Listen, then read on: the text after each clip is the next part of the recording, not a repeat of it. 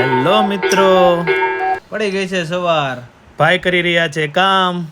મને તો કરવું જ પડે ને મારા ભાઈ. મને એમ લાગે છે ભાઈ આજ 2-3 કરોડ નો હિસાબ કરી નાખશે હો ભાઈ.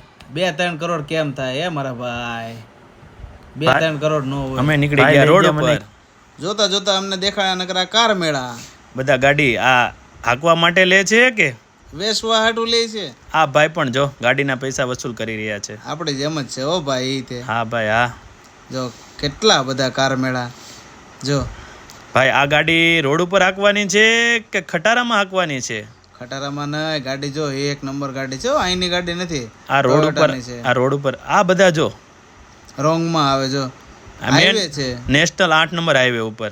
આ ઇકો વાળા ભાઈ જો કોઈની કઈ પડી જ નથી. પછી કે અમારું એક્સિડન્ટ થઈ ગયું. પહોંચી ગયા મેકડી ઉપર.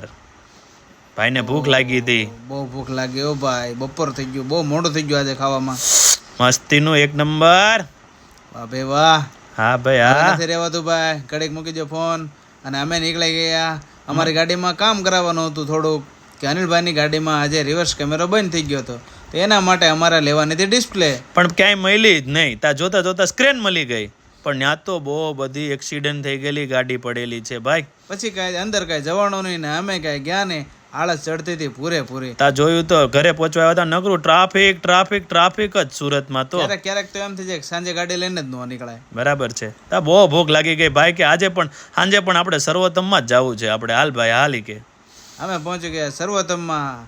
અને સર્વોત્તમમાં અમે આપી દીધો પાર્સલનો ઓર્ડર.